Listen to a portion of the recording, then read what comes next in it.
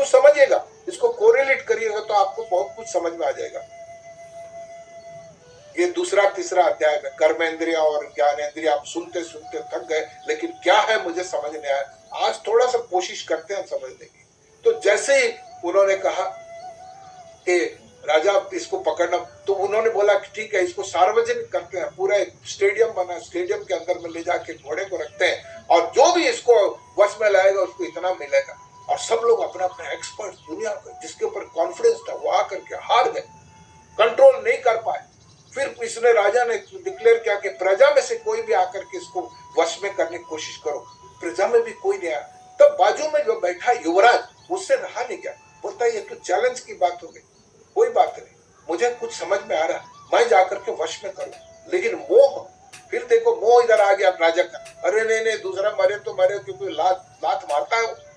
जब भी कोई सामने आता है तो उसको सामने से एक टांग दोनों ऐसे खड़े करके मारता था, बेचारे कई लोग गिर जाते थे। और कभी कभी पीछे जाओ, पीछे से बैठने के लिए, तो पीछे दुलत्ती मारता था। तो कैसे करे?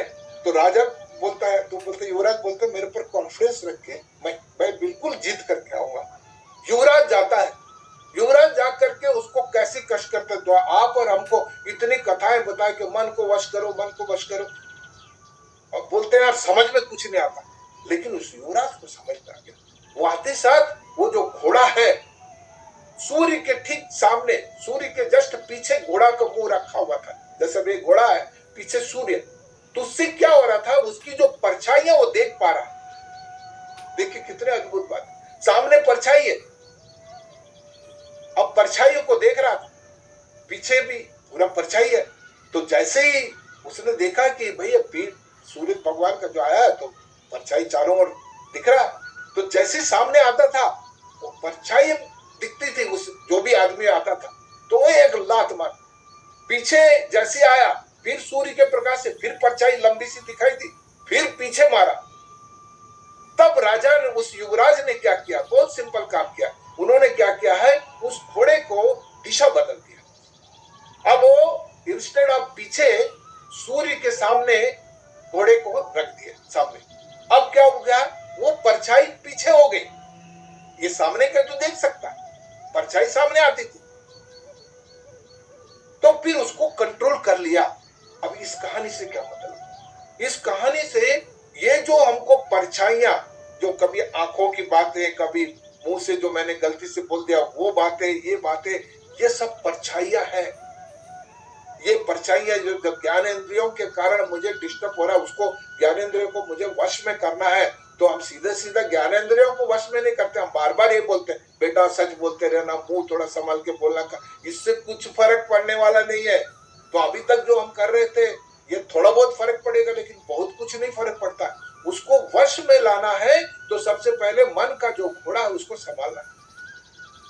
अब इसको समझेगा, इसका मतलब मन रूपी घोड़े को बुद्धि रूपी ज्ञान तीसरे जो चैप्टर में हम लोग बताए ना,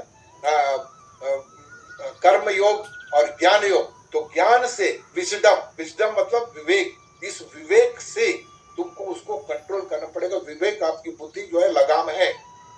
परछाइयां क्या है, परछाइयां जो मैं ज्ञानेंद्रियों से देख रहा हूं, जिस दिन वो परछाइयों को ना देखना हो तो क्या करना पड़ेगा, सिर्फ दिशा बदलना पड़ेगा।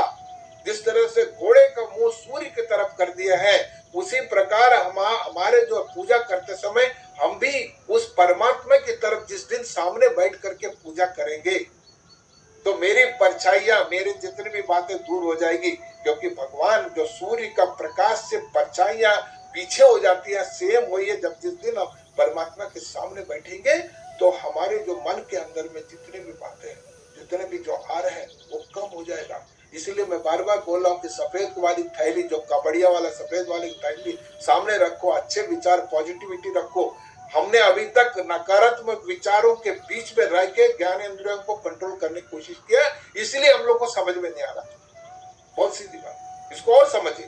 अब मान लीजिए कहीं पर धूल उड़ा हुआ, 95% धूल है, सिर्फ 5% आपका हवा है, ऑक्सीजन है, उसको आप लेना चाहते हैं, लेकिन आप सामने देख रहे हो कि सब नकारात्मक नेगेटिव घूम रहे, तो आप कितना कोशिश करोगे तो उतना ही फिर वापस आते जाएगा।